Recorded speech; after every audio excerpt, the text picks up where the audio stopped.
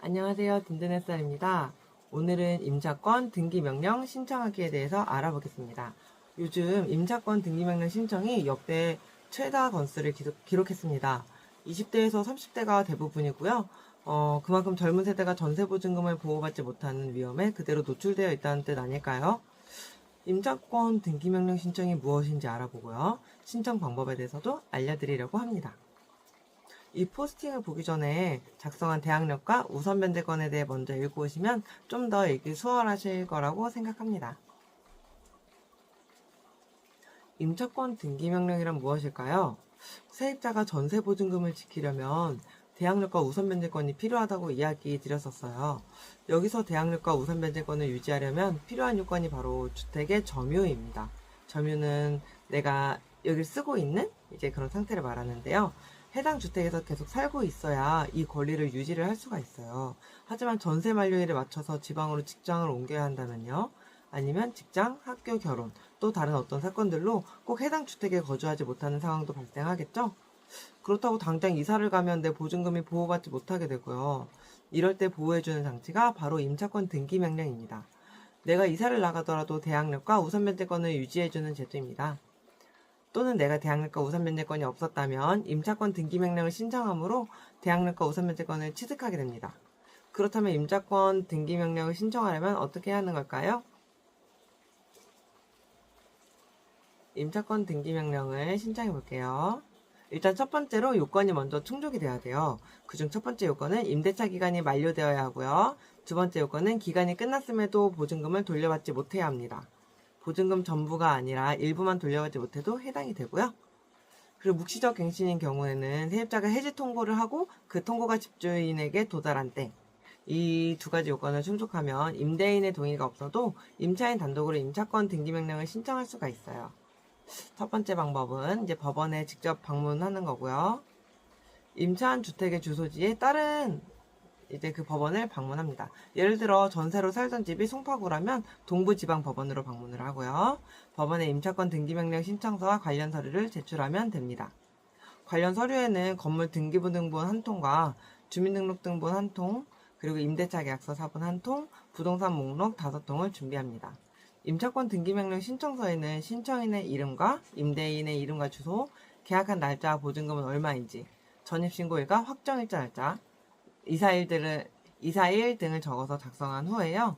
관련 서류와 함께 제출합니다. 인터넷으로 신청하기. 이제 대한민국 법원 전자소송 사이트에 들어가서 로그인을 합니다.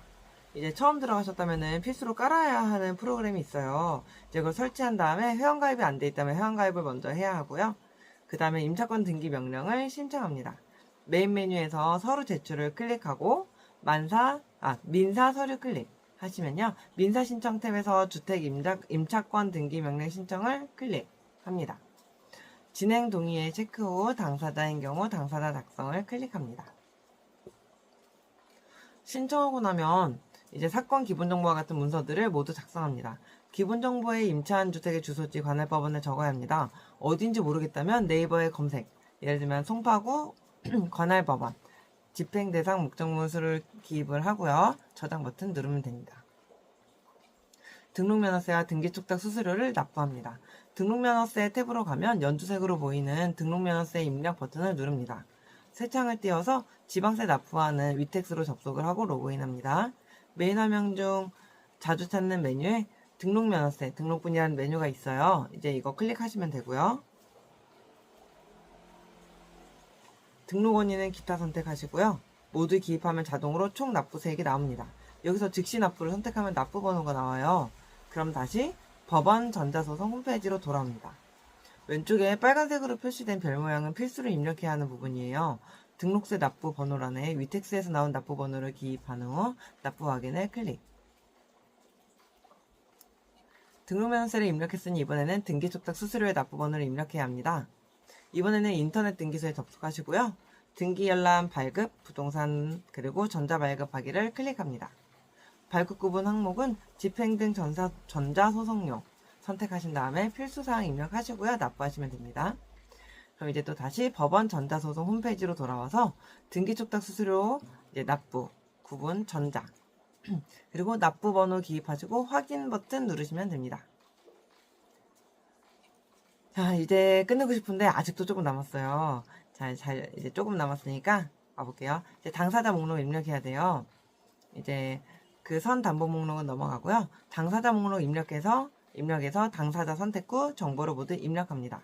그리고 신청인에 들어가면 내 정보 가져오기 누르시면 자동 입력이 돼요. 다행이죠? 그럼 이제 저장하시고 피신청인에는 정보 입력, 임대차 계약서 참고해서 이제 작성을 하시면 되고요. 신청인과 피신청인 모두 입력해야 합니다. 신청 취지와 이유. 여기에는 주민등록 일자에는 전입신고 날짜를 기입을 하고요. 임차 범위는 별지 목록 전부, 건물 전부라고 입력을 하시고요. 점유 개시 일자는 계약 시작일. 그리고 신청 이유는 예시를 나의 정보로 변경해서 기입을 하시면 됩니다. 목적물 입력해야 되는데요. 발급 내역 클릭. 방금 전자발급한 내용들이 이제 자동 입력이 돼요. 그럼 이제 소멸 첨부 서류. 임대차 계약서와 주민등록 등본, 임대차 계약 끝났다는 내용을 증빙. 예를 들면 문자 내용이나 내용 증명 같은 게 있겠죠? 마무리 비용 납부와 문서 제출. 서류를 업로드하고요. 비용을 납부한 다음 문서를 제출하면 드디어 끝납니다. 인터넷이 편하긴 하지만 최소 한두 시간은 잡아먹으니까 여유있게 시간을 확보하고 쓰시는 것이 좋아요. 대한민국 법원 전자소송 사이트에 들어가 현재 상태를 확인하면 접수해서 제소로 넘어갑니다.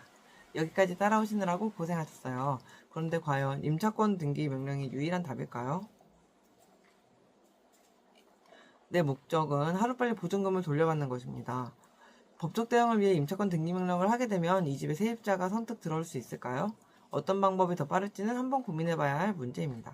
화가 나고 억울할 수도 있겠지만 결국에는 합의가 가장 나에게 실제로 이득이 되는 방향일 수 있다는 사실도 생각해 보셨으면 좋겠습니다. 여기까지 봐주셔서 감사하고요. 오늘도 즐거운 하루 되세요. 감사합니다.